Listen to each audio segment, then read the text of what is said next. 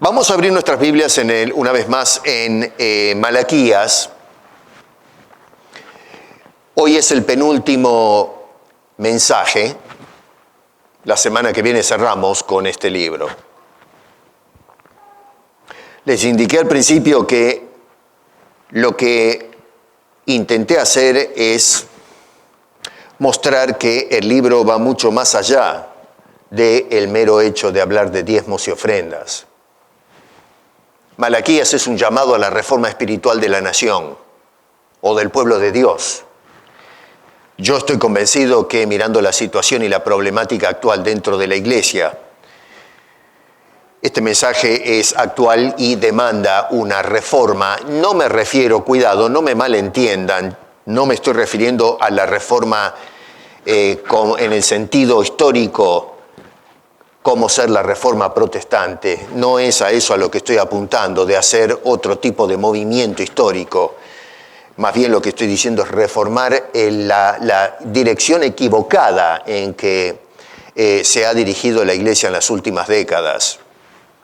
Y pienso que si no nos despertamos, vamos a terminar en un lugar terrible, la iglesia de Cristo. La Biblia nos habla eventualmente de la gran apostasía y pienso que si no estamos ya, creo que estamos allí más o menos acariciando las costas de la gran apostasía de la que hablaba el apóstol San Pablo. Hoy quiero hablar acerca de reforma de nuestras expectativas. Y váyanse al capítulo 3, versos 13 al 18, donde Dios a través del profeta dice: vuestras palabras contra mí han sido violentas, dice Jehová. Y dijisteis: ¿qué hemos hablado contra ti?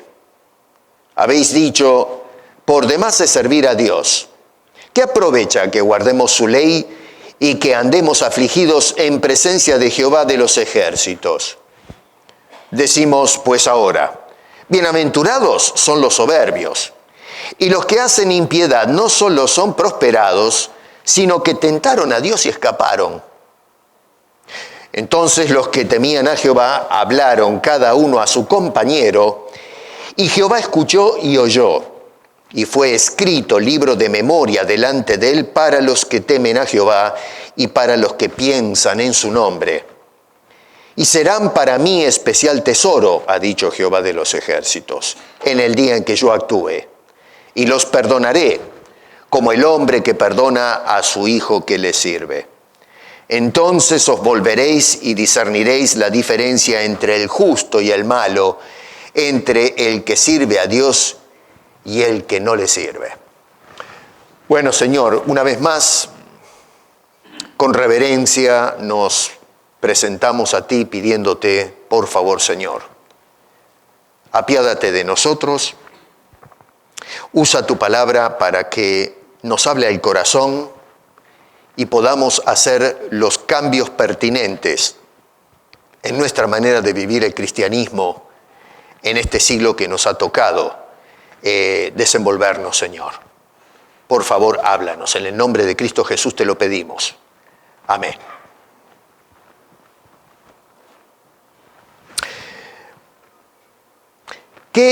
Ponte a pensar en esto, hermano. ¿Qué cosas realmente espera el Señor? No lo que esperamos nosotros, sino qué es lo que realmente espera el Señor.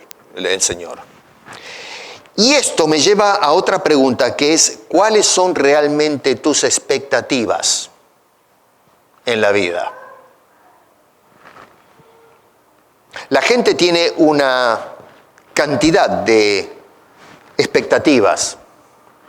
algunos de triunfar en la vida mediante los estudios, y está bien, mediante el avance en las empresas donde trabajamos, la salud, la fuerza física, la apariencia, nuestras ideas o ideologías, etc.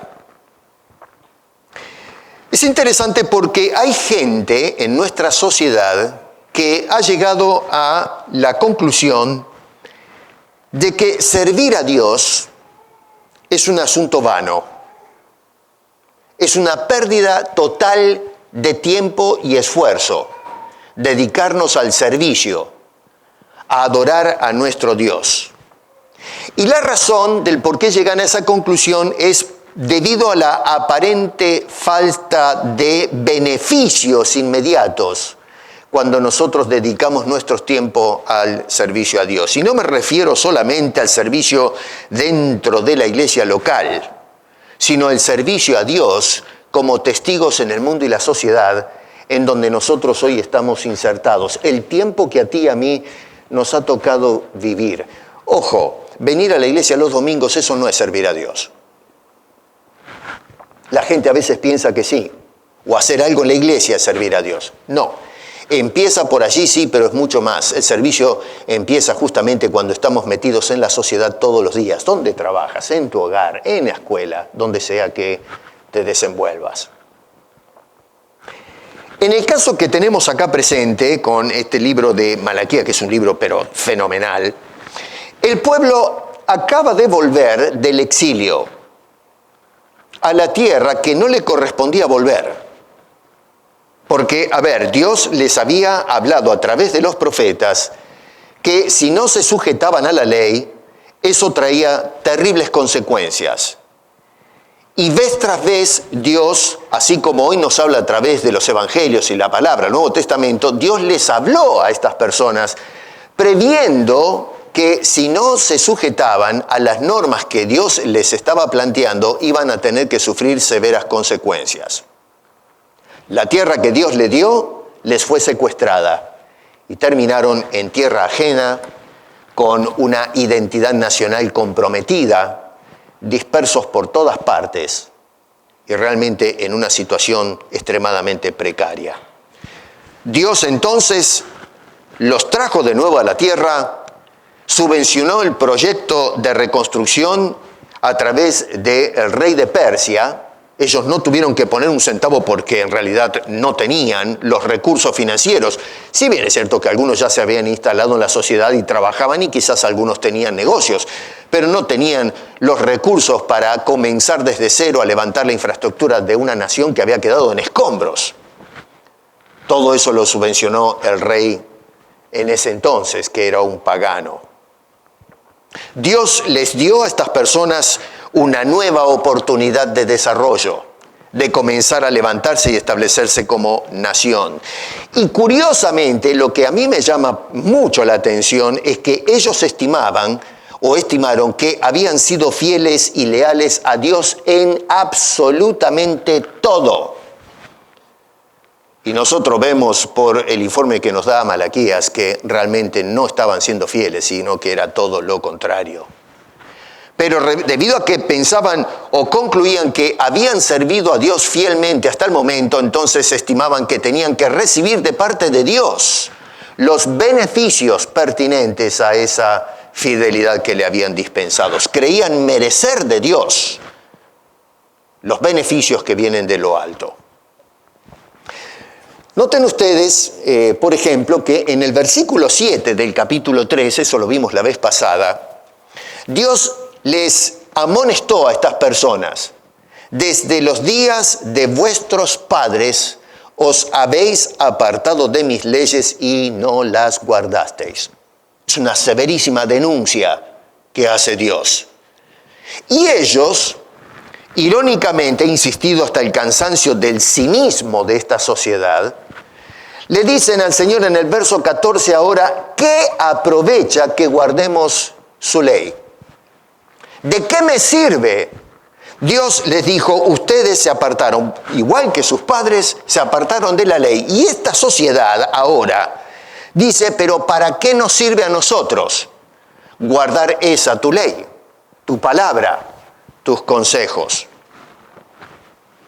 Más o menos nosotros podemos dividir esta pequeña sección de Malaquías, yo lo hago, es un poco arbitraria la división, ¿no? Otro podría dividirlo de otra manera, desde el punto de vista de exégesis o de rescatar las ideas del texto, pero yo lo hago más o menos en tres partes como para hilvanar las ideas de lo que se dice acá. En primer lugar, fíjense ahí en el verso 13, síganme con sus Biblias, vamos a trabajar con lo que dice el texto, no lo que les digo yo a ustedes, Verso 13 tenemos el reproche de Dios, que ya lo vamos a ver. Versos 14 al 17 tenemos la identificación que se hace de dos grupos de personas. Tenemos por un lado en el verso 14 y 15 los que reprochan a Dios, y luego en el verso 16 los que realmente tienen el temor a Dios. Y luego la tercera parte es el verso 17 y 18, donde ustedes ven ahí la respuesta de Dios a ambos grupos, directamente al grupo que teme a Dios e implícitamente entonces también, ya vamos a ver, a las personas que hacen todo lo contrario. En el verso 13, que dice allí, vuestras palabras contra mí han sido violentas, dice Jehová, Dios reprocha a estas personas haber usado expresiones hostiles contra Él. La construcción, acuérdense en que la Biblia mayormente en el Antiguo Testamento se escribió originalmente en hebreo, no en español, esto es una traducción. Eso creo que ya a esta altura del partido lo tenemos claro. Lo interesante es que cuando vamos al original, la construcción es lo que me llamó poderosamente la atención a mí. Nosotros tenemos acá que dice, vuestras palabras contra mí fueron o han sido violentas. Sin embargo, la traducción en el original va a mover la frase verbal y dice, han sido violentas contra mí vuestras palabras. ¿Por qué subrayo esto? Porque lo que está diciendo Dios ahora, el énfasis de lo que está diciendo, no es simplemente en las palabras, sino el carácter de esas palabras. Por eso lo que hace es, en la inspiración, se coloca la violencia en primer lugar. Han sido violentas, hostiles, brutales, las palabras que ustedes han hablado contra mí. Otra vez se pierde un poquito en la traducción al español, porque la frase verbal se pone en la segunda parte, no en el inicio del versículo. Por eso les subrayo esto para que vean que lo que Dios está haciendo es afirmando la actitud del corazón de estas personas. Otra cosa interesante que me llamó la atención al analizar el texto original es que se utilizan, hay, 7 modos en lo que es la formación verbal. El más común de los modos, ustedes no se van a acordar de esto, pero no importa, es el cal. Como la cal que tiran en las paredes, cal. Es muy interesante esto porque si bien es cierto que es ¿cómo podemos decir?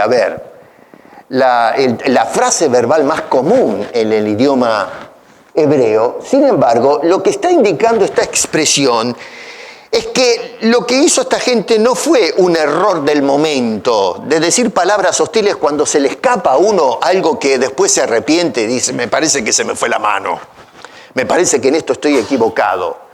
No es un accidente. La forma verbal está hablando de una actitud de convencimiento de las personas. Así es como pensaba la gente.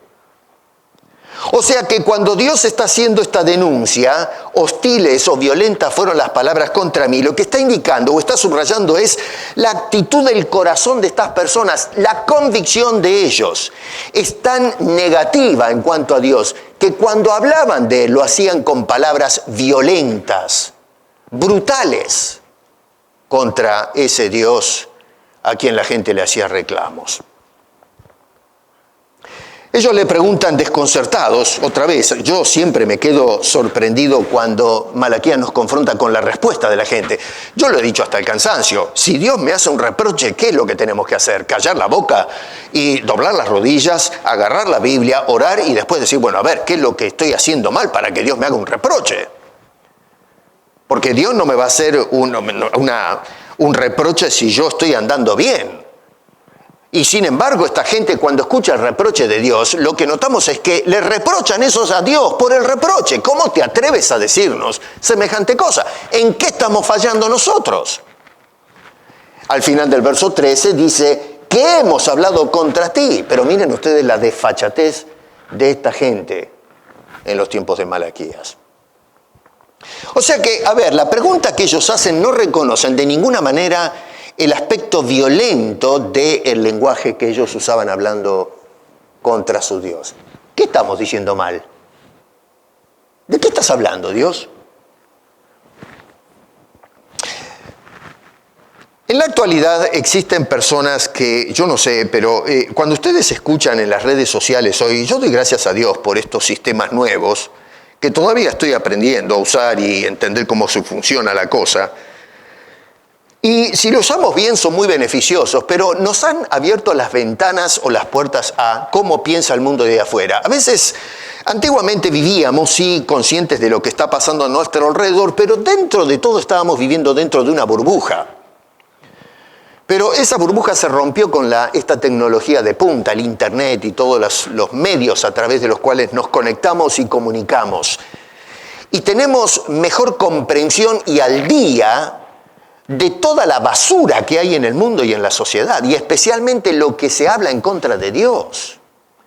Tenemos sermones, tenemos discursos, tenemos videos visuales de lo que está pasando y lo que se está haciendo en contra de la gracia de Dios. Y hoy tenemos un ejército de personas que hablan barbaridades acerca de Dios. Yo tengo acá escrito algunos nombres, algunos de estos autores los he leído, algunos de sus libros, que realmente cuando uno los escucha no me sorprende solamente lo que dicen en contra de Dios, sino el enorme séquito de gente que los sigue y están de acuerdo con las barbaridades, la violencia que hablan en contra de Dios, tales como el biólogo Richard Dawkins, o por ejemplo como Christopher Hitchens o Sam Harris, personas que ya conocemos históricamente, Karl Marx o Friedrich Nietzsche, o hombres populares hoy en el ámbito del entretenimiento como Bill Maher y otros, que no solamente hablan en contra de Dios, sino que arrastran multitudes y los aplauden, los adulan a estos individuos. Si este asunto, a veces miramos la Biblia y lo que hacemos es viajar en el tiempo y simplemente contemplamos historia. Esto es lo que pasó hace 2500 años atrás. Y no nos damos cuenta que estas cosas fueron preservadas para continuar hablando a la condición humana. Lo que hicieron en los días de Malaquías lo seguimos haciendo con mayor vehemencia y explotando los medios de comunicación hoy en el tiempo en que tú y yo estamos viviendo. Hay gente que está violentando la persona de Dios, el carácter de Dios, en una forma totalmente indiscriminada. ¿Eres tú uno de ellos? ¿Cómo hablas acerca de Dios? No solamente eso, pero cuando estamos sentados con alguien que está haciendo violencia de Dios, ¿cómo respondemos nosotros los cristianos? Versos 14 y 15 tenemos a Dios exponiendo la denuncia que hace en el versículo 13. Es decir, expone a los denunciantes y también expone el contenido de las palabras hostiles de estos hombres. Y ellos denuncian, por ejemplo, en primer lugar, vean en el verso 14 que hay una conclusión. Dice, no ofrece ningún beneficio el obedecer la palabra de Dios. Eso es lo que quiere decir cuando dicen, ¿de qué aprovecha que guardemos su ley?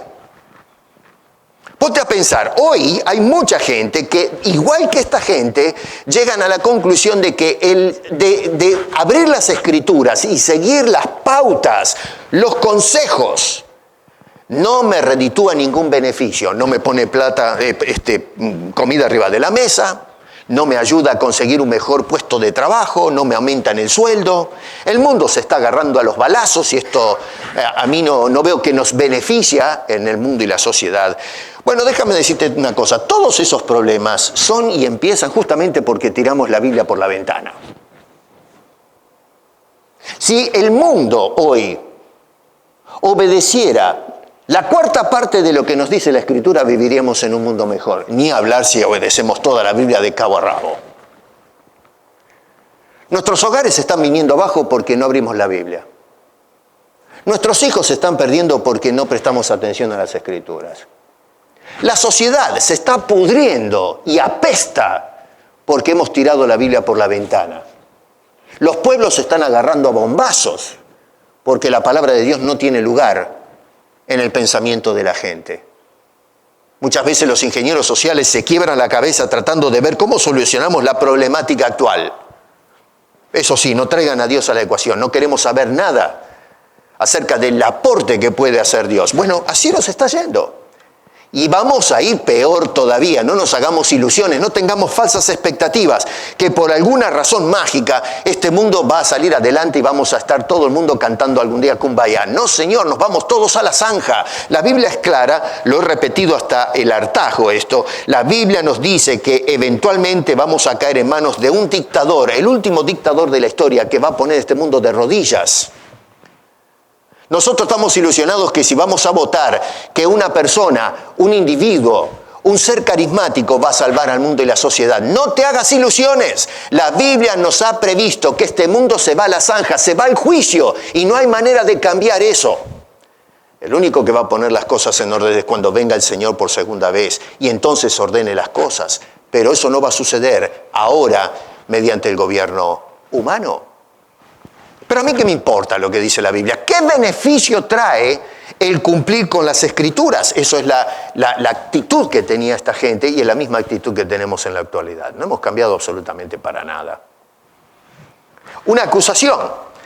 No hay beneficio, otra vez, verso 14 en la última parte, en soportar las dificultades de la vida sometida a la voluntad de Dios. Dice, ¿de qué aprovecha que andemos afligidos en su presencia? Tengan en cuenta el contexto, ¿no? Esta gente acaba de venir, después de 70 años de ausencia en la tierra, todo está roto, está hecho un desastre, escombros por todos lados, la tierra está pero completamente empobrecida, los campos están secos, no hay nada. Y esta gente tenía que venir a remangarse y a trabajar a brazos partidos para levantar todo de nuevo. ¿Rompernos el alma? ¿Qué beneficio tiene? Trabajar para levantar y reconstruir, dice este hombre, acá de estos hombres dicen, ¿de qué nos aprovecha estar afligidos todo el tiempo? O sea que la conclusión a la que arribó esta sociedad es obedecer la palabra de Dios y perseverar en una vida constante de perseverancia, de fe, de continuidad. Se nos está yendo la vida, hay que disfrutarla. No sirve de nada servir a Dios. ¿No les resulta familiar eso? ¿Sabe cuánta gente incluso dentro de la iglesia dice, ¿de qué me sirvió tantos años de servicio? A veces me escriben algunas personas. Me dicen, pastor, esta semana me habló alguien justamente acerca de esto. Y la persona me dice, estoy cansado. Estoy completamente desganado debido a las dificultades que encaran en el ministerio. No voy a dar nombres, pero hace muchos años, cuando empecé el ministerio, un pastor dijo unas palabras que se me pegaron a mí adentro. Este pastor consultó con otro pastor y en conversación me dijo, lo que me dijo esta persona es, voy a parafrasear más o menos, es, mejor es estar con problemas dentro de la iglesia que sin problemas fuera de la iglesia. Y esas palabras a mí se me pegaron. Y yo le he dicho a varias personas esas mismas palabras. Esa es una lección tremenda. Es mejor estar en dificultades dentro de la iglesia que sin problemas en el mundo, fuera de la iglesia. Palabras sabias. Esto que dice esta gente agrava ya la acusación que nosotros encontramos en el contexto. ¿Se acuerdan en el capítulo 2, verso 17 que decís, cualquiera que hace mal agrada a Jehová y a los tales o en los tales se complace? ¿Dónde está el Dios de justicia? Esa fue la acusación que ya habían hecho en el capítulo 2. Bueno, digo, a ver, hicieron en el capítulo 2, hicieron antes. Acá porque estoy citando simplemente los números en que se divide la escritura, entiéndase bien eso, ¿no? Ahora, yo digo, a ver, la cantidad de gente que en nuestro tiempo piensa que las cosas de Dios son una pérdida de tiempo y esfuerzo es enorme. Quizás tú eres uno de ellos. ¿De qué me vale ir a la iglesia los sábados, los domingos? ¿De qué me vale envolverme en el ministerio? ¿En qué me beneficia a mí eso? Bueno, eso es lo que pensaba aquella gente. Y no solamente eso, pero además acusan que los que son realmente bendecidos, si Dios bendice a alguien, son los impíos, en lugar de las personas que supuestamente sirven a Dios y, según ellos, merecían que Dios los tome en cuenta. Verso 15 dice, decimos ahora, bienaventurados, pero miren qué barbaridad, bienaventurados, los que realmente son bendecidos son los soberbios. ¿Qué nos dice del carácter de Dios semejante acusación? Los que hacen impiedad, los malvados, dice, no solamente son prosperados, es decir, se llenan los bolsillos, sino que además tentaron a Dios y zafaron, escaparon. Lo hacen a Dios cómplice del crimen, la delincuencia. Lo hacen a Dios un delirante, un maniático, que lo que hace es aprobar el pecado y haciéndolo a Dios amigo del pecado y los pecadores. Pero esto es una barbaridad. Con razón que Dios dice, con violencia hablaron de mí ustedes, con hostilidad, son palabras terribles. Y sin embargo esta gente alineaba a Dios con todos los pecadores, las naciones que circunscribían la nación de Israel. Déjenme que les comparta el extracto de un mensaje que me dejó helado del señor Guillermo Maldonado. Y me tomo el atrevimiento de mencionarlo y decir su mensaje porque está puesto en el internet, eso es público. Él lo dijo. Yo no estoy diciendo nada, esto lo digo por las dudas, no estoy diciendo nada que se me ocurrió a mí o no estoy presentando una idea o ponerle palabras a alguien. No, él, esto es público, lo puso en el internet, está para que lo vean todo el mundo. Y estas son sus palabras textualmente, se las voy a leer. Esto es un extracto de todo un mensaje. Escuche bien. Señor, yo no veo la respuesta. ¿Dónde está?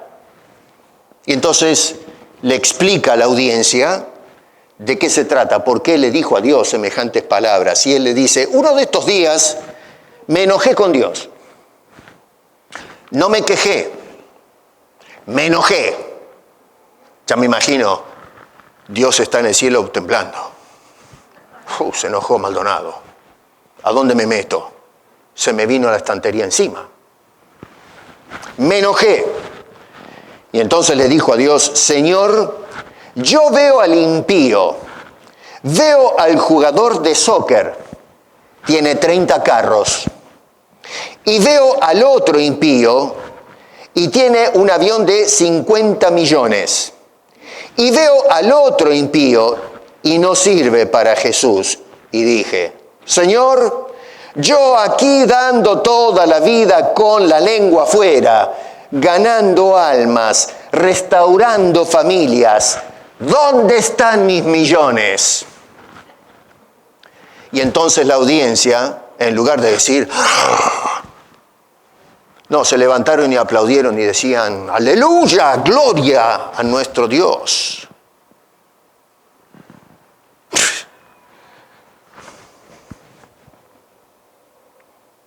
¿Usted le habla así a Dios?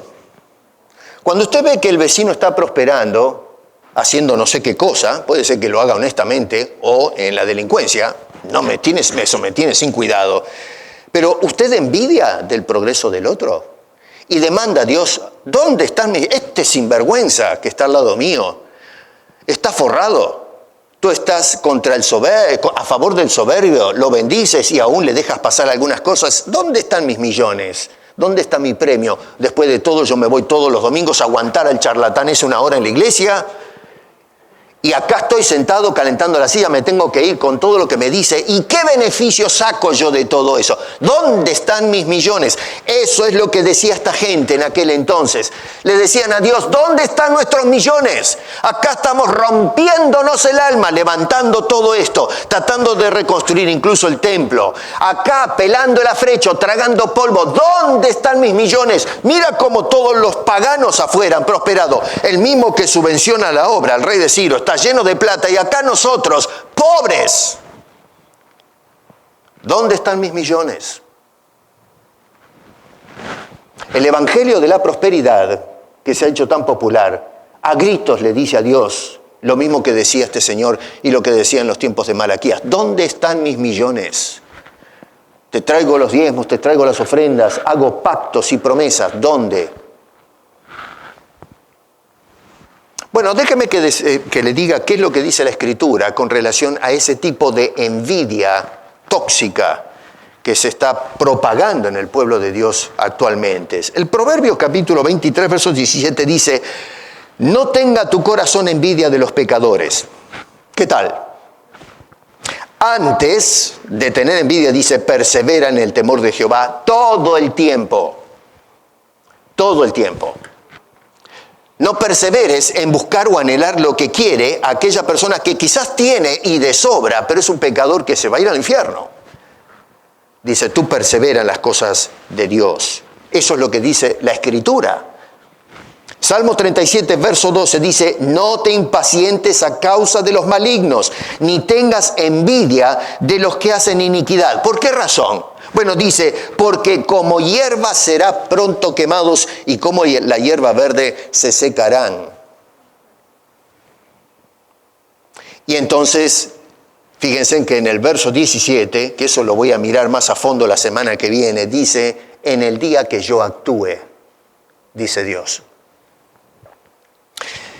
David es un caso serio. David, no mire a David Gamarra, ¿no?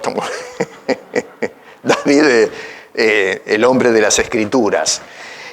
Es un hombre que pasó, a mí me fascina analizar, y a menudo lo hago, ¿no? Cito a este hombre, porque lo que hace la Escritura es humanizar a David. Nosotros tenemos a veces la tendencia, debido a una teología antropocéntrica, de exaltar o de levantar a los hombres a una estatura que Dios no les dio. Si algo tienen de estatura es que fueron humildes, se bajaron y sirvieron a Dios. Y Dios los preservó en la historia para que sean el ejemplo de humildad, no para que nosotros tratemos de ponerlos arriba en un pedestal y querer ser nosotros como ellos allá arriba. No, Dios lo que hizo es bajar a estos hombres. A lo sumo para que nosotros aprendamos a someternos, a subordinarnos a Dios. David es un hombre que, si bien fue un rey, un gran rey, depende en qué sentido lo vemos, porque, ojo, no se olviden que cometió un delito gravísimo como rey, hizo un abuso total de su autoridad y poder. Así que, ojo cómo definimos el concepto de un gran rey. Administrativamente fue un gran rey, pero moralmente dejó mucho que desear. Hizo una cantidad de cosas mal hechas, y así muchos hombres de la Biblia. Así que tenemos que mirarlos como ellos, como la Biblia los presenta, no con la ideología que nosotros a veces queremos inyectarle a la Escritura. David es un hombre que abrió su corazón y se mostró tal cual es. Me llama la atención que la inspiración no tuvo reparo en esconder esos lados oscuros en la vida de David. La literatura universal, cuando habla de los próceres o héroes de la época, trata de esconder o pincelar con colores un poco más opacos las etapas oscuras de esos grandes hombres. La Biblia nunca gasta tinta en hacer eso. Al contrario, lo que hace es exponerlos, no para avergonzarlos, sino para avergonzarnos a nosotros. David, en el Salmo 73 nos dice que él tuvo el problema de mirar la prosperidad de los otros y esto golpeó su corazón.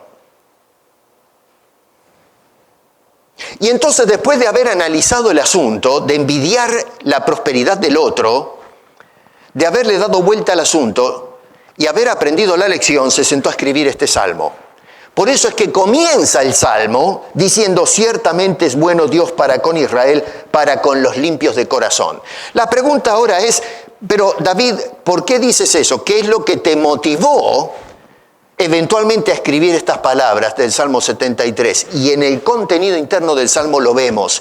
Y esto es lo que sucedió. Voy a leer algunos versos nada más. Yo te recomiendo que en casa lo leas todo, porque es un bonito salmo, muy instructivo. Pero dice algunos versos. Verso 2.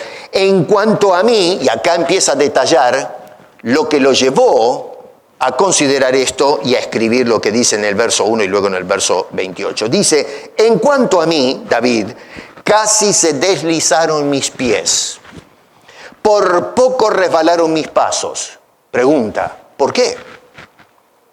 Y este hombre te responde, dice: porque tuve envidia de los arrogantes, viendo la prosperidad de los impíos. Más adelante, verso 12 dice: he aquí estos impíos, hablando de esta gente, sin ser turbados del mundo, alcanzaron riquezas. En otras palabras, en un momento dado, David dijo o pensó más o menos lo mismo que Maldonado: ¿dónde están mis millones?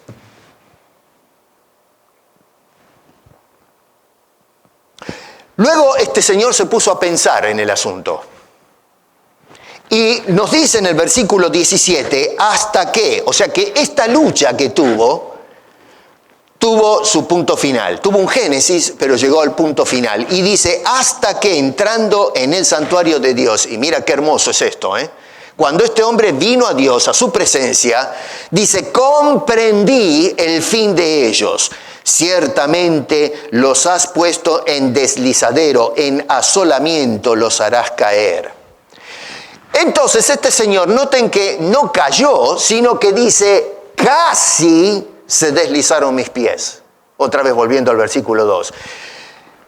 Esto es importante porque si bien es cierto que David abre el corazón y dice: ciertamente tuve envidia en un momento dado, pero sin embargo no me fui detrás de ellos, como estaban haciendo los de la gente en los días de Malaquías, como está haciendo la iglesia hoy. No es un asunto de que envidiamos, sino que demandamos con enojo a Dios y vamos detrás de lo que tiene el pecador. Y no paramos hasta que no tengamos los beneficios del pecador.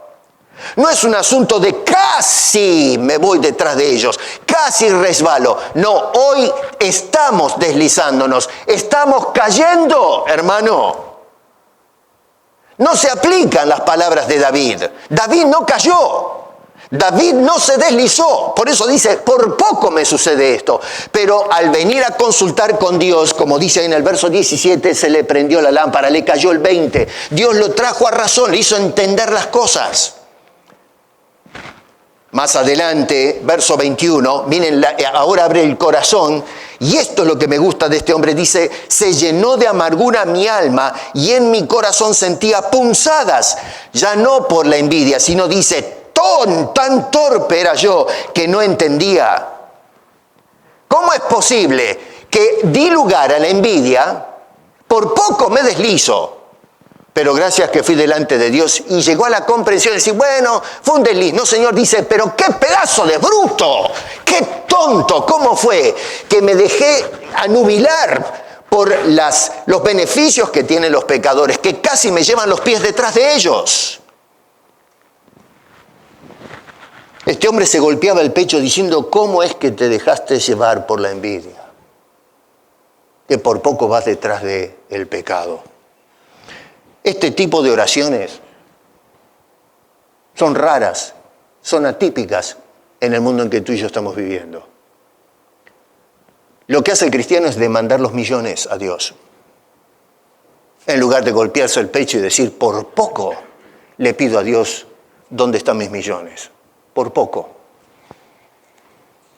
Sin embargo, dice el verso 23, con todo yo siempre estuve contigo. Es decir, nunca apartó el corazón de Dios. Casi lo aparta detrás de la vanidad, pero dijo, Verso 26, más la roca de mi corazón, disculpen que lo agarro así, tengo que correr.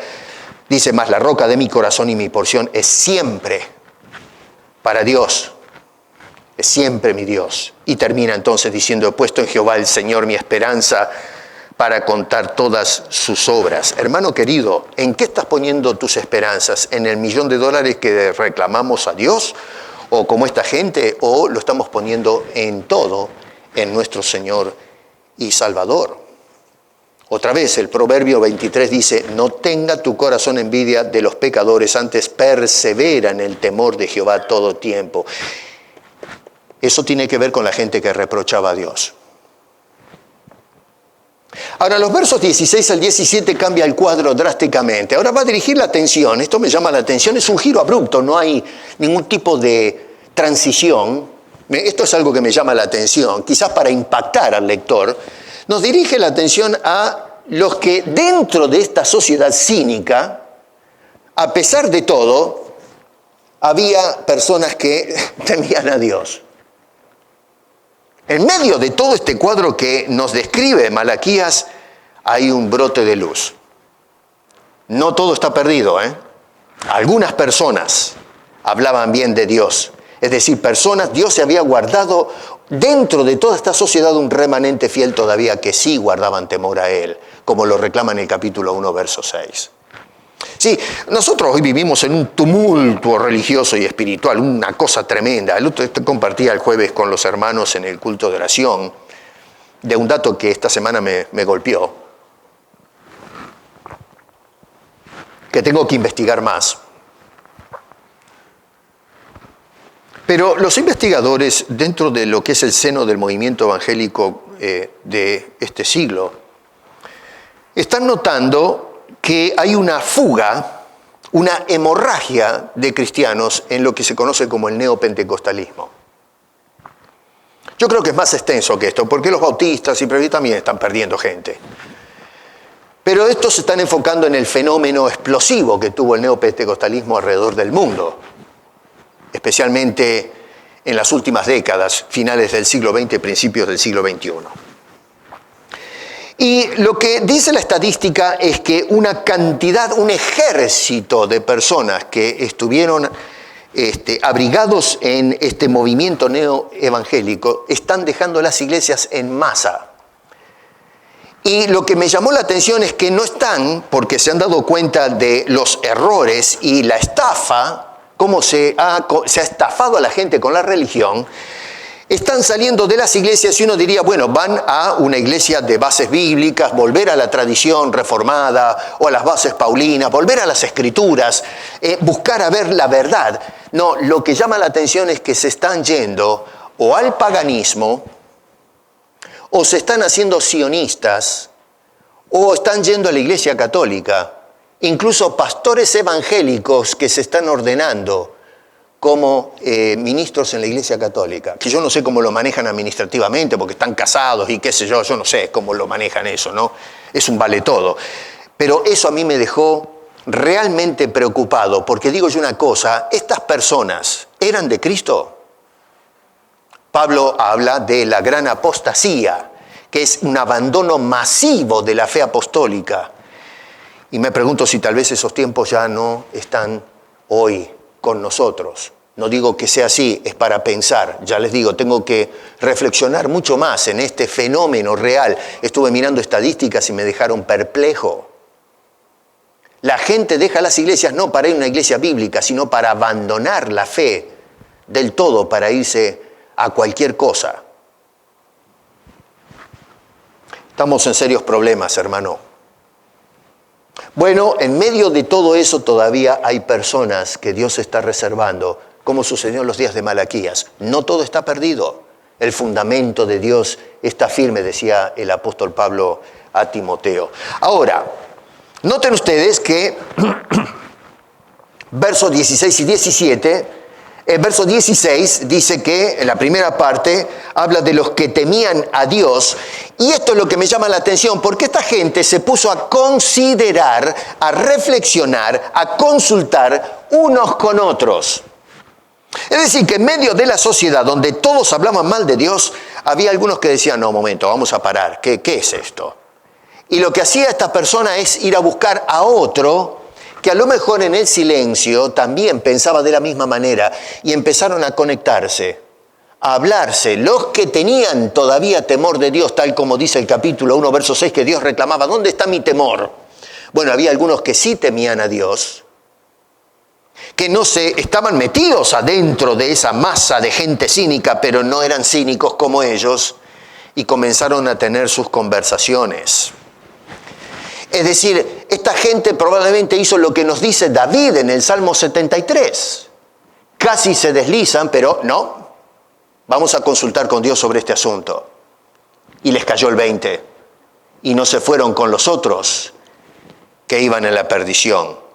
Y dice el verso 16, noten cómo la transición entre lo que conversan los hombres y cómo reacciona Dios. Y dice, Jehová escuchó y oyó.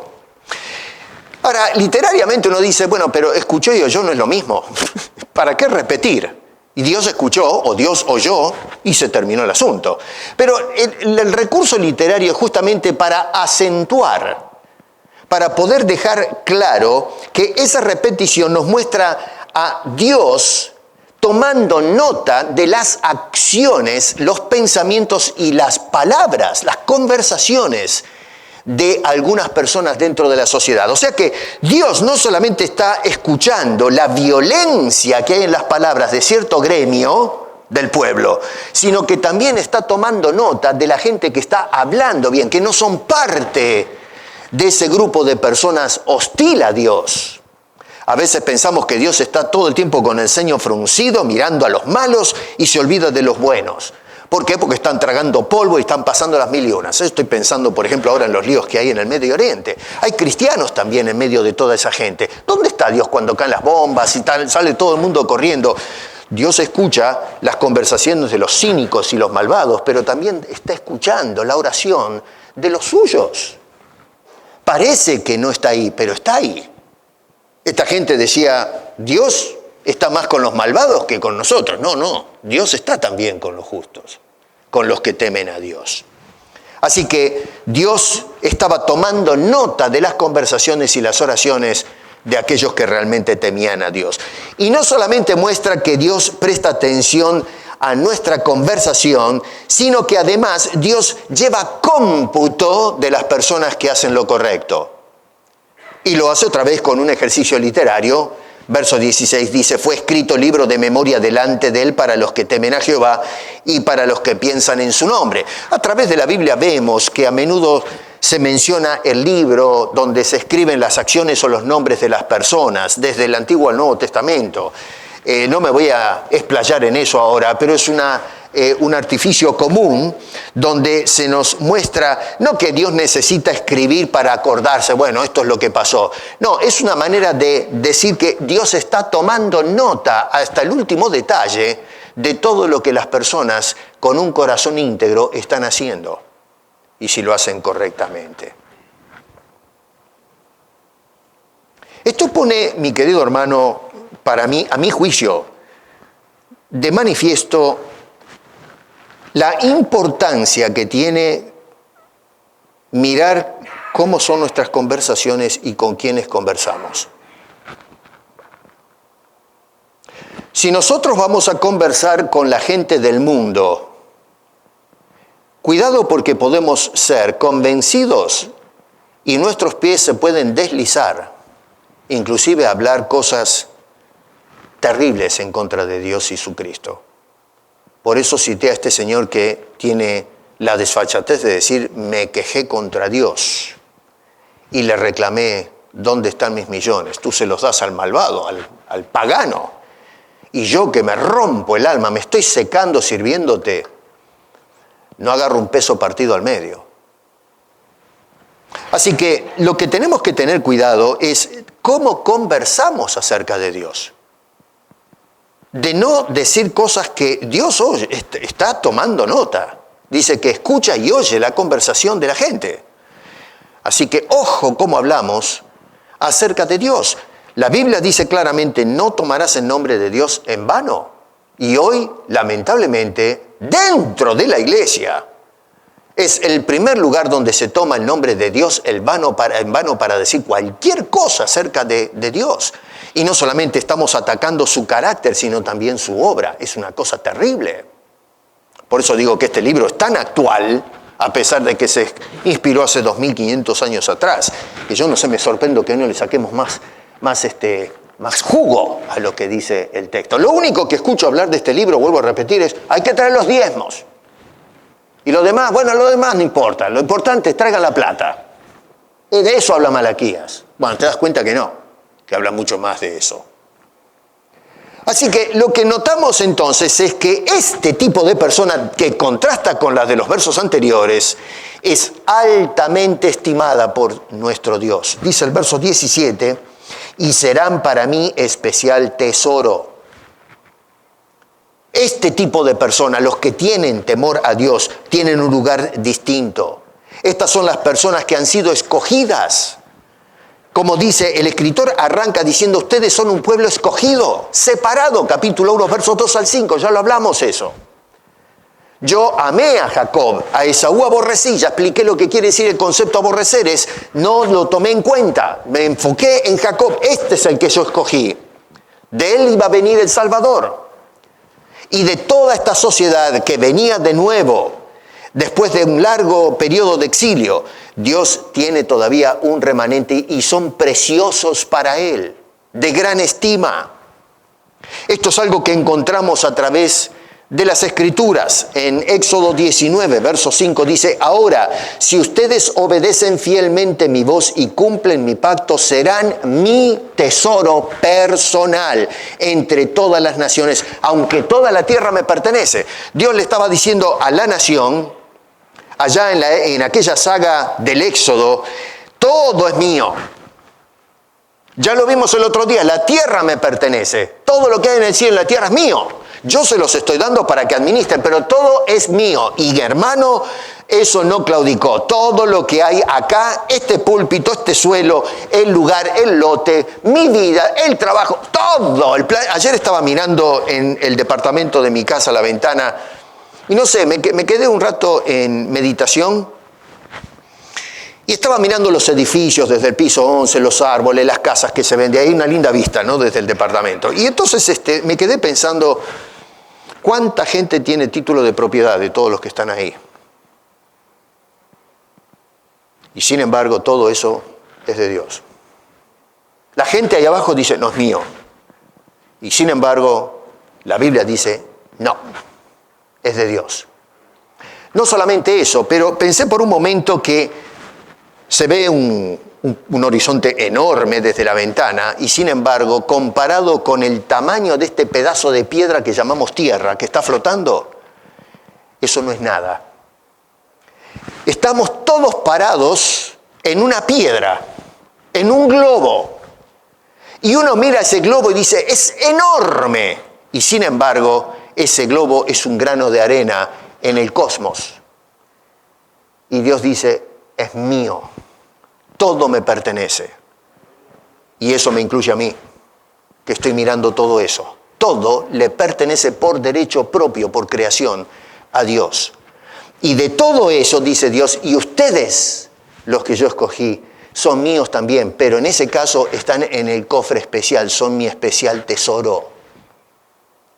La valoración, el amor que tiene Dios por ese grupo de personas son especiales para mí, aunque todo es mío, pero esto es como mi señora tiene sus anillitos y las cositas, las mujeres usan estos adornos y cosas por el estilo, y no está desparramado por toda la casa, ella tiene su cofrecito, porque ahí guarda sus chiches, ¿no? Con los que se emperifola la señora.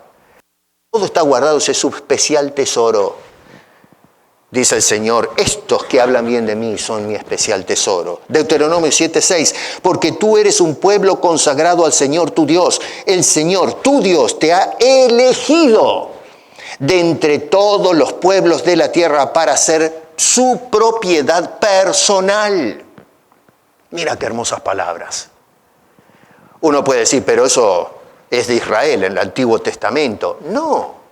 El apóstol Pedro va a decir a la iglesia, en el Nuevo Testamento, capítulo 2, verso 9 de la primera carta, mas vosotros sois linaje escogido o elegido, la misma palabra en griego que la palabra elección, escogido, real sacerdocio, por elección. ¿Qué somos hoy? ¿Cuál es mi identidad? Dices, eres real sacerdocio, nación santa, pueblo adquirido por Dios. ¿Pero para qué? Para tener expectativas y demandas a Dios diciendo, ¿dónde están mis millones?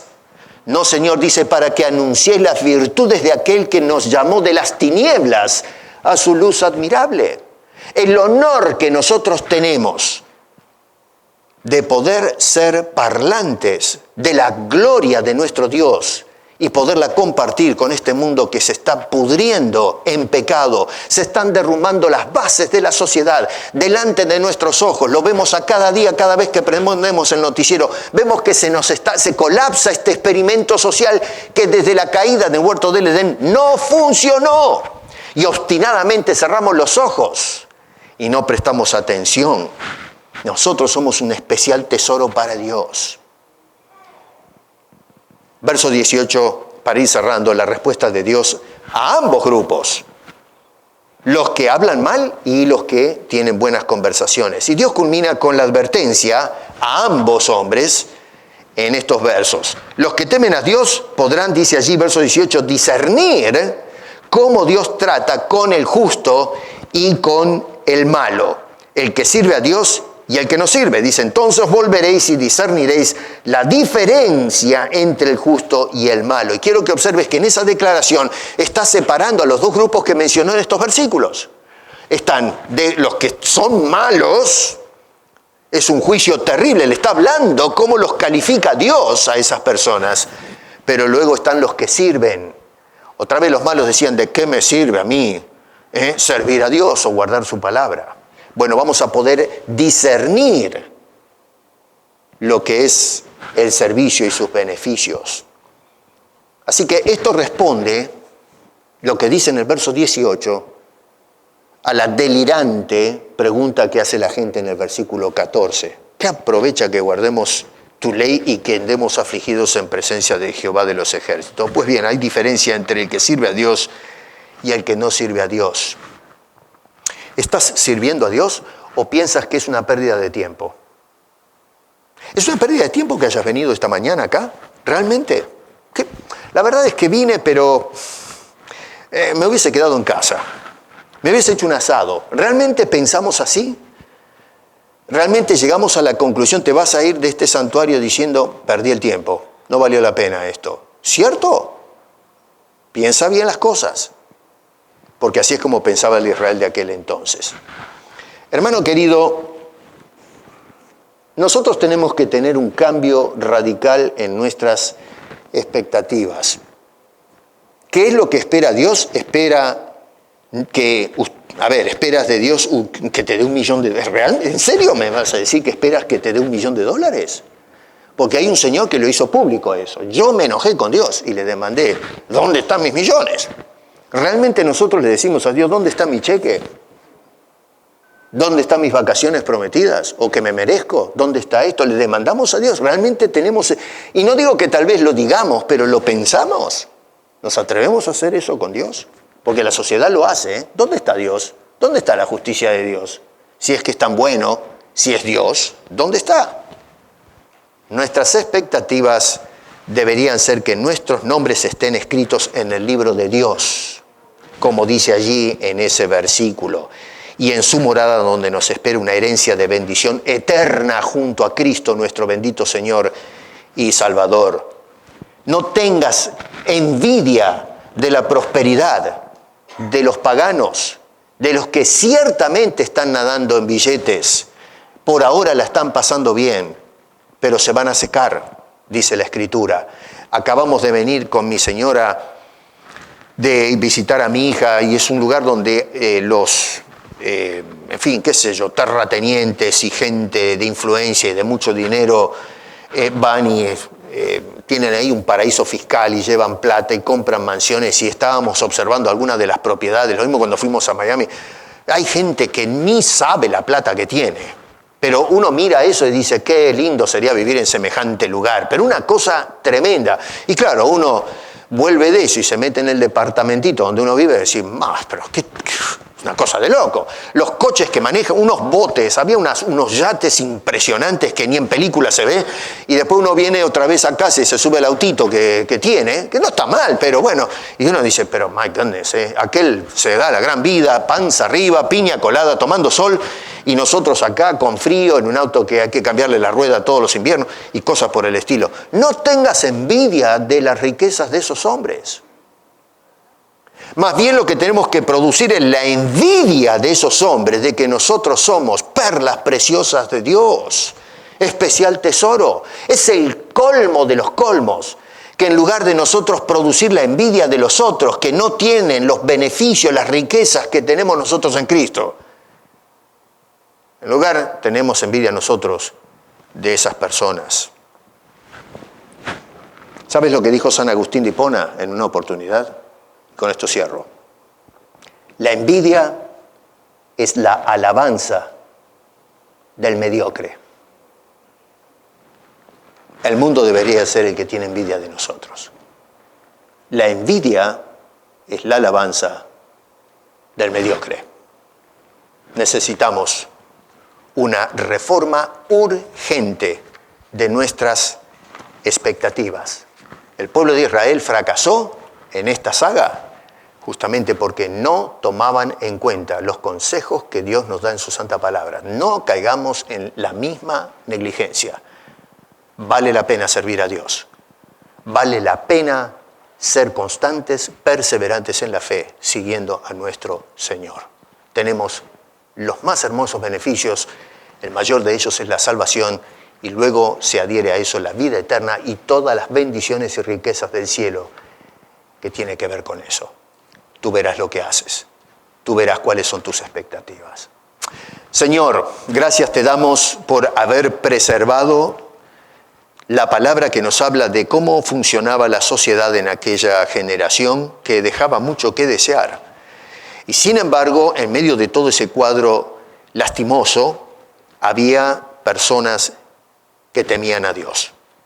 Buscaron personas con quien conversar y tú tomaste nota y fueron tu especial tesoro.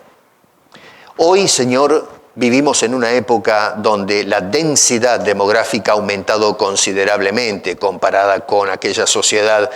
Este mundo está que explota y mucha gente tiene expectativas muy erradas, inclusive hoy dentro de la iglesia. Señor, corrige nuestra visión, nuestras expectativas y no permita que los pies se deslicen detrás de los impíos. Haznos entrar en razón.